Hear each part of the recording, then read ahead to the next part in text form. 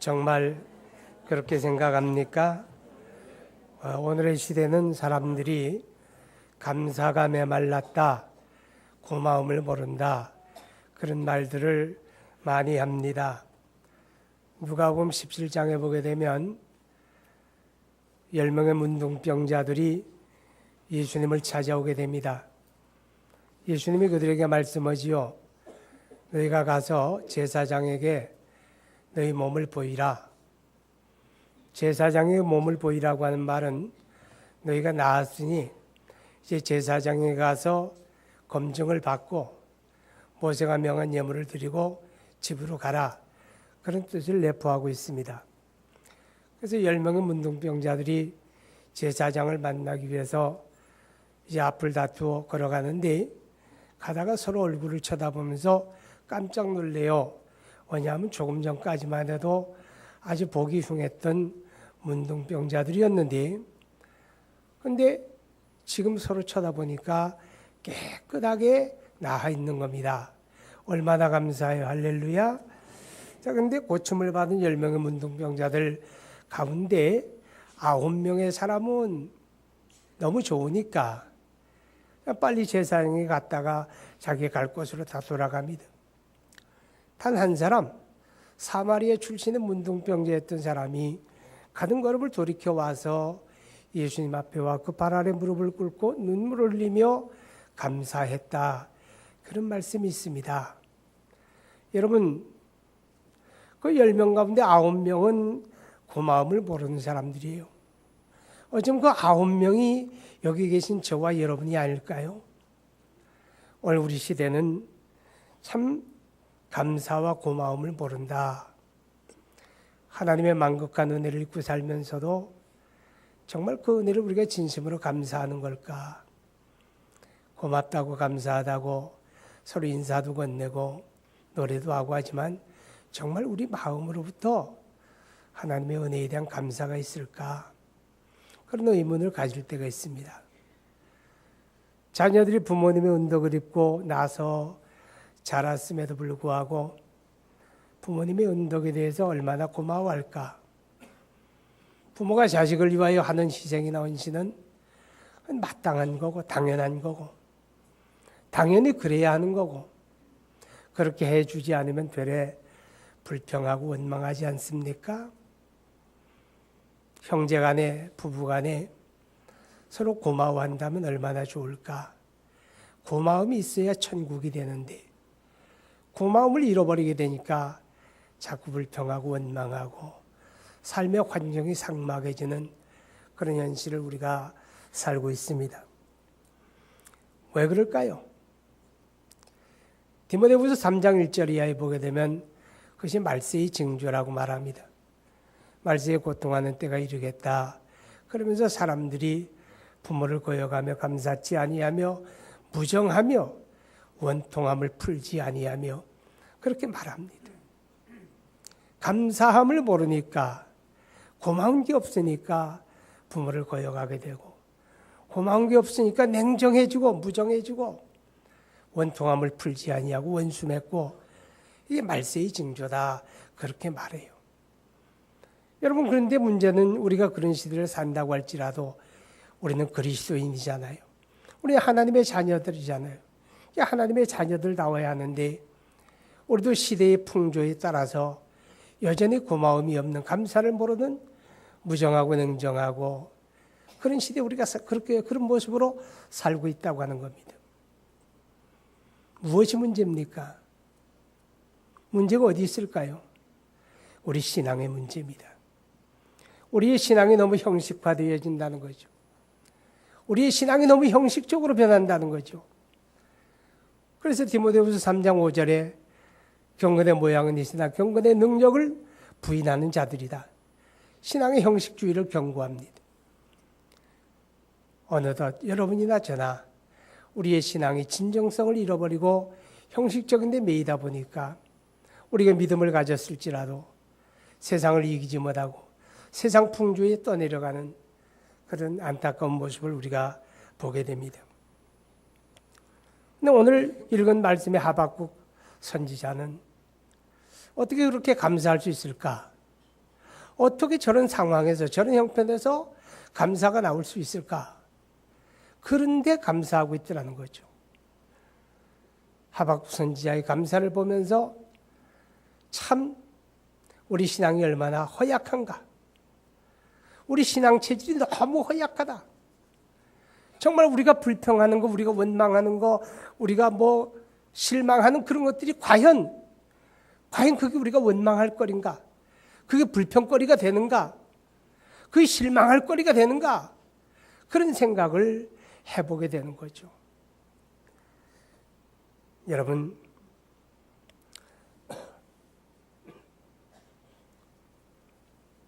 하박국이라고 하는 사람은 엄청난 환난과 두려움 속에서 오히려 하나님 앞에 감사합니다. 16절을 보게 되면 내가 들었으므로 내 청자가 흔들렸고 그 목소리로 말미암아 내 입술이 떨렸도다. 무리가 우리를 치러 올라오는 환난 날을 내가 기다림으로 썩이는 것이 내 뼈에 들어왔으며 내 몸은 내 처소에서 떨리는도다. 전쟁 상황을 예견하고 있는 겁니다. 당시 아수르 국가가 유대 나라를 침략해 옵니다. 거대한 군대를 일으켜가지고 지금 진군해 오고 있다고 하는 그런 소문을 들으면서 얼마나 공포스럽고 얼마나 불안했든지 창자가 내 속에서 떨리고 내 뼈에 썩이는 것이 들어와서 막 뼈가 썩는 고통 같은 그런 아픔을 느끼고 입술이 덜덜 떨리고 무릎이 덜덜 떨리는 그런 극한 공포 속에서도 환난 앞에서 하나님 앞에 감사했다. 그런 말입니다. 우리가 하나님 앞에 감사해야 할 것 가운데 하나는 금년 봄만 해도 여러분 우리 한반도에 얼마나 긴장이 고조되었습니까? 북한에서 연일 온갖 협박과 공포 분위기를 조장하고 있었잖아요. 그래서 전쟁을 겪었던 많은 세대의 사람들은 이러다가 진짜 터지는 거 아니야? 마음이 불안했을 겁니다. 서울에 사는 우리도 그런데 얼마 전에 공격을 받아본 경험이 있는 백령도에 거하는 사람들은 그 상황이 얼마나 불안하고 우리가 겪는 것하고는 차원이 다른 그런 공포스러움을 그들은 느꼈을 겁니다. 아마도 하박국 선지자가 공포스러움을 느끼는 그 상황이 아마 그보다 더 절박한 그런 상황이 아니었겠는가. 그런데 어떻게 감사할 수 있습니까? 그런데도 감사하는 거예요. 제가 오래전에 어떤 장애를 가진 소녀를 만난 적이 있었어요. 어디 집회를 갔는데 나서 소아마비가 돼가지고 걸어보지 못한 소녀인데 휠체어를 밀고 예배를 오고 그래요. 그런데 얼굴이 너무 해맑고 생글생글 웃는 거예요. 언제 보아도, 아침에 보아도 그렇고 저녁에 보아도 그렇고. 그냥 물어봤어요. 지금 아가씨는 다리를 잘 못 쓰는데 뭐가 그래 좋으냐? 뭐가 그렇게 즐거우냐? 그랬더니 그 아가씨가 나를 빤히 쳐다보면서 이렇게 얘기해요. 맞아요. 저도 걷지 못하는 게 많이 불만이에요. 그냥 건강한 사람들처럼 나도 이슈지 않다고 걸어다니면 좋겠어요. 그렇지만요. 제가 걷지만 못하는 것뿐이지 내 두 눈이 밝아서 나를 사랑해주는 부모님, 내 주변에 나를 사랑하고 아껴주는 사람들을 내가 날마다 바라볼 수 있는데 얼마나 감사해요. 그러는 겁니다. 내가 말을 하지 못한다면 여러분 사랑합니다. 여러분 감사합니다. 여러분 고마워요. 그런 말도 못할 거 아닙니까? 그런데 저는 다리는 못 써도 말할 수가 있거든요. 그래서 많은 사람들을 만나면 내가 말할 수 있어서 좋은 거예요. 고맙다고 말해서, 사랑한다고 말해서, 감사하다고 말해서 좋은 거예요. 그리고 주일이면 하나님 앞에 내가 찬양할 수 있으니 얼마나 감사해요. 제 두 귀는 멀쩡하거든요. 잘 들려요.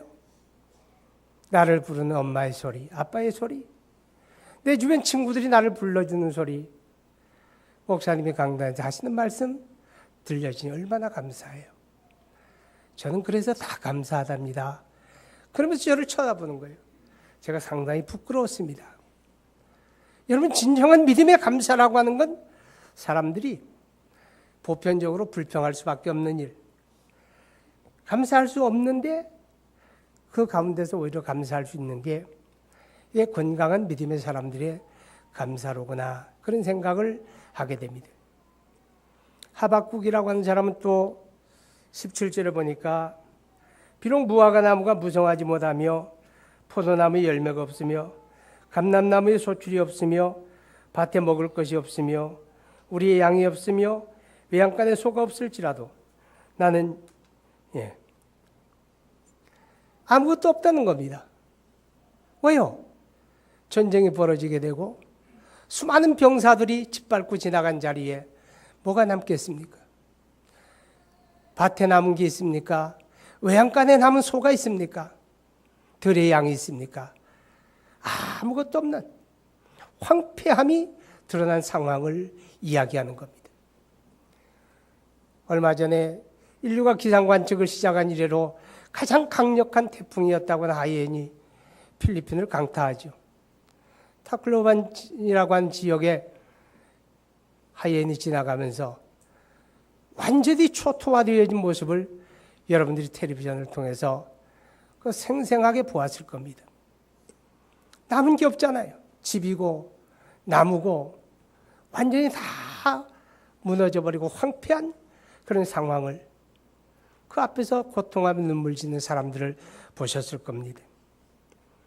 할 수 있으면 여러분들도 그들을 돕는 일에 ARS 전화 한 통이라도 돌리면 그들에게 도움이 가는 거예요. 근데 불행 중 다행이라고 지금 세계 강대국들이 이 필리핀 돕기에 경쟁적으로 나서고 있다는 겁니다. 미국과 일본과 중국이 앞으로 필리핀에서 어떤 영향력 확대를 노리고 그런지는 몰라도 엄청난 물량을 지금 쏟아붓고 있고, 그러다 보니 또 유럽 사람들도 우리도 가만히 있을 수 없다. 그래가지고 유럽에서 또 이제 뭐 긴급 구호 물품을 어마어마하게 지원한다고 그래요. 참 불행 중 다행이죠. 어려운 사람들에게 세계가 관심을 갖는다는 건 참 귀한 일인 줄 압니다. 여러분, 우리가 산다고 하는 게 오늘 내가 건강하면 내일도 건강하다는 보장이 있습니까? 내 삶이 오늘 안전하다고 해서 내일도 안전하다는 보장이 있습니까? 보장이 없잖아요. 그렇기 때문에 내 주변에 어떤 사람들이 어려움을 당할 때 내가 그들에게 관심을 가지고 베풀어야 할 이유가 있는 거예요. 그래야 나도 살다 보면 어려움을 당할 수도 있고, 그럴 때 다른 사람이 내게 긍휼을 베풀 수도 있는 거잖아요. 1997년 말에 IMF 사태가 닥쳤어요. 근데 제가 섬기는 교회 안에도 여러 가정들이 경제적인 위기로 풍비박산되는 그런 모습을 보았습니다. 하루아침에 잘 나가던 직장에서 팽당해버리고 실직해버려요. 사업을 경영하다가 무너져버리고 빚만 태산처럼 지고, 어떤 사람은 학교 교사였는데 어떤 친구들이 빚 보증서 달라고 해서 보증서 줬다가 IMF로 다 무너져버리고 나니까 책임 다 돌아와요. 집에다 빨간 딱지 붙이고 집은 넘어가고 갈 곳이 없어요. 애들 셋에 부부하고 5 식구가 갈 곳이 없으니까 가지고 다 흩어지는 거예요. 처갓집에도 아이들을 보내면서도 거기도 갈 수가 없어. 또 부인은 부인대로 벌어 먹어야 하니까 나가고, 남편은 어디로 갔는지 소식도 없어지고, 그런 모습을 보았어요. 여러분, 마치 그와 같은 어려운 형편과 처지에서 아무것도 남은 것이 없는 그런 상황에서도 하박국 선지자는 하나님 앞에 감사하더라는 겁니다. 여러분, 불평하는 게 너무 모자라서 불평합니까? 아니면 없어서 불평합니까? 아니잖아요. 없다고 모자란다고 불평하는 사람은요, 많은 것을 가져도 여전히 불평합니다. 작은 것에서 감사하는 사람은 많은 것에서도 여전히 감사할 수 있다는 것입니다. 환난의 현장에서, 초토화된 아무것도 남은 것이 없는 현장에서 하박국은 어떻게 감사할 수 있었을까? 18절에 보게 되면 나는 여호와로 말미암아 즐거워하며 나의 구원의 하나님으로 말미암아 기뻐하리로다. 그렇게 말씀을 하고 있습니다. 하나님으로 말미암아 무슨 뜻입니까? 여전히 하나님을 신뢰하고 의지한다는 그런 고백인 것입니다. 하나님은 환난 날에 우리가 만날 큰 바위시요, 우리를 환난 가운데서 건지시는 분이 바로 하나님이시라는 겁니다. 비록 지금은 우리가 하나님 앞에 범죄하고 타락했기 때문에 하나님의 징계가 내게 닥치고 하나님의 증치가 내게 나타나서 그래서 전쟁 상황이 벌어진다고 할지라도 하박국이 믿는 것은 신실하신 하나님을 믿는 거예요. 결코 하나님은 우리를 영원히 버리는 분이 아니시다. 이 환난 가운데에서도, 이 재난 가운데에서도 하나님은 우리를 건지실 것이다. 바로 그 하나님에 대한 신뢰와 의지가 눈앞에 펼쳐지는 재난과 환난의 상황을 넘어서 하나님 앞에 감사할 수 있게 만들어 가더라 하는 것입니다. 여러분, 우리가 하나님을 정말 믿고 신뢰합니까?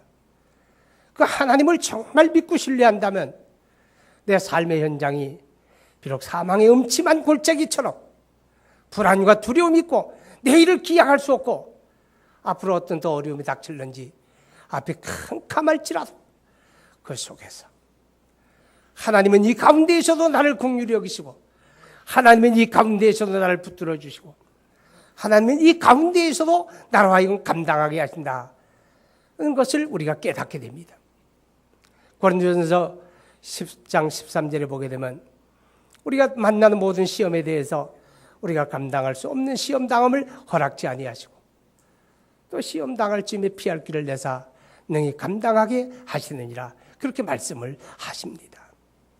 사랑하는 여러분, 기억하시기 바랍니다. 어려움 속에도 하나님의 긍휼이 있다는 것, 어려움 속에도 하나님의 용서가 있다는 것, 어려움 속에도 하나님의 붙들어 주심이 있다고 하는 사실을 기억하시기 바랍니다. 호세아 6장 1절에 보게 되면 오라 우리가 여호와께로 돌아가자. 여호와께서 우리를 찢으셨으나 도로 낫게 하실 것이요 우리를 치셨으나 싸매어 주실 것이라. 하나님은 우리를 때리실지라도 싸매어 주시고 우리를 위로하시고 붙들어 주시고 감당케 하신다는 이 하나님에 대한 신뢰, 그 하나님을 의지하는 믿음, 그 믿음이 하박국으로 하여금 하나님 앞에 환난 속에서도 아무것도 없는 속에서도 감사할 수 있게 만들었다라고 하는 것입니다. 여러분, 예수님께서 마태복음 6장에 보게 되면 너희가 무엇을 먹을까, 무엇을 마실까, 무엇을 입을까 염려하지 마라. 그러면서 이런 것은 다 이방 사람들이 구하는 것이다. 하나님 알지 못하는 사람, 하나님 없는 사람들의 문제다. 이 모든 것이 너희에게 있어야 할 줄을 하늘 아버지가 아시느니라. 할렐루야. 하나님이 알고 계시는 거예요. 여러분, 이스라엘 백성들이 광야 40년 생활을 한번 보세요. 거기에 무엇이 있었습니까? 거기 먹을 것이 있었습니까? 입을 옷이 있었습니까? 그늘도 없고 뜨거운 태양빛에 모래바람이 불어닥치는 황량한 사막 가운데서 40년을 유랑합니다. 하나님이 먹이십니다. 하나님이 입히십니다. 하나님이 책임집니다. 하나님이 보장합니다. 이 하나님을 신뢰하고 의지하는 사람은 내 삶의 현실이 모자람과 고통스러움과 질병과 어려움이 있다 할지라도 결코 낙심하지 아니하고 하나님으로 말미암아 감사할 수 있는 줄로 믿습니다. 그리고 그는 말합니다. 나의 구원의 하나님으로 말미암아 기뻐하리로다. 나의 구원의 하나님. 우리의 구원이 어디서 옵니까? 하나님에게서 옵니다. 천지를 지으신 여호와께로 말미암습니다. 사람들에게서 오는 게 아닙니다. 사람들에게서 오지 않습니다. 주변으로부터 오지 않습니다. 무슨 뜻입니까? 구원의 하나님을 앙망하라는 겁니다. 이스라엘 역경 가운데서 건지실 리가 하나님이십니다. 전쟁의 상황 속에서 건지실 리도 하나님이십니다. 처참한 피폐 현장에서도 그들을 다시 일으킬 리도 하나님이시라고 하는 그런 고백입니다. 뿐만 아니라 오늘 저와 여러분은 우리 하나님으로 말미암아 구원의 만극한 은혜를 입은 사람들입니다. 우리가 구원받을 만한 마땅한 조건과 자격을 가졌습니까? 이 세상 어떤 사람들보다 우리가 더 선량합니까? 더 의롭습니까? 더 아름다움이 있습니까? 그렇지 않잖아요. 무엇 때문에 우리가 구원의 은혜를 받습니까? 여러분, 이 구원은 하나님만이 주시는 거예요. 마가복음 10장 27절을 보게 되면 예수님의 제자들이 묻습니다. 그러면 어떤 사람이 구원을 받을 수가 있습니까? 예수님이 말씀하지요. 사람으로서는 할 수가 없다. 구원은 사람이 만들어내는 게 아니야. 구원은 사람의 방법이 아니고, 구원은 사람의 연구가 아니고, 구원은 사람의 노력이 아니야. 구원은 하나님이 하시는 일이야. 할렐루야. 그렇게 말씀을 해요. 사람으로서는 할 수 없으되 하나님으로서는 하실 수 있느니라. 하나님이 하시는 일. 우리를 죄와 멸망 가운데 구원하시는 건 하나님의 일이에요. 그 독생자 예수 그리스도를 이 땅에 내어주시고 그가 십자가에 피 흘려 죽으심을 통해서 우리 죄를 대속해 주시고 아무런 선함도 이름도 없음에도 불구하고 다만 우리가 그를 믿음으로 죄와 멸망에서 영원히 얻는 이 구원의 은혜를 하나님이 우리에게 주셨습니다. 우리가 노력해서 얻은 게 아니라 하나님이 은혜로 주었습니다. 돈으로도 감당할 수 없는 일, 인간의 어떤 노력으로도 감당할 수 없는 그 일을 우리가 은혜로 받았습니다. 할렐루야. 우리가 믿음으로 얻은 이 구원을 생각한다면 우리 눈에 보이는 현상이, 환경이, 물질이, 건강이 부족하다 할지라도 여러분, 그 모든 것보다 더 큰 이 구원의 은혜로 인해서 우리는 하나님 앞에 감사하고 찬양할 수 있어야 하는 것입니다. 우리가 감사가 풍성해야 우리 가정에도 행복이 깃드는 거예요. 불평은 마귀가 주는 말입니다. 불평하게 되면 마음이 불편해져요. 행복함이 없어져요. 가정이 삭막해져요. 우리 하나님의 풍성한 은혜 가운데 거하는 생활도 감사합니다. 범사에 감사하라. 감사할 때 은혜가 깊어지는 거예요. 우리가 기도할 때도 간구보다 감사를 하라고 성경이 가르칩니다. 아침에도 달라고만 하고 저녁에도 달라고만 하고 간구만 하지 말고 감사하라는 거예요. 왜 우리의 많은 기도가 하나님 앞에 연락되지 못합니까? 받은 은혜를 감사해야 하는데 감사하는 건 다 잃어버리고 은혜는 다 잊어버리고 부족한 것만 채워달라고 이야기하는 겁니다.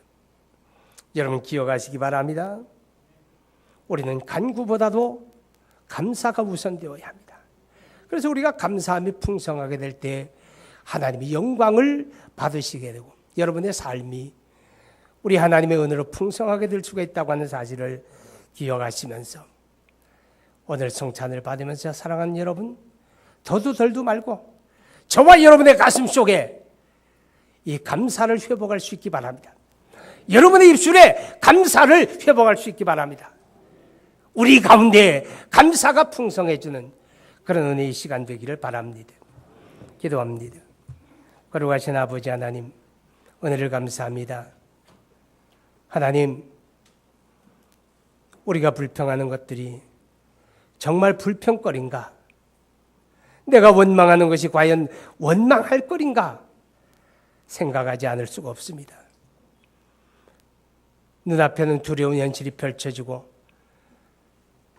집안에도 거리에도 들에도 남은 것이라고 없는 그런 처절한 상황에서도 하나님으로 말미암아 감사하며 그의 구원을 바라며 감사하는 하박국처럼 하나님 우리가 범사에 감사하게 하여 주옵소서. 우리 입술의 감사가 회복되게 하시고 우리의 기도의 감사가 회복되게 하시고 내 마음에 감사가 풍족하게 채워지게 하여 주옵소서. 예수님 이름으로 기도하옵나이다. 아멘.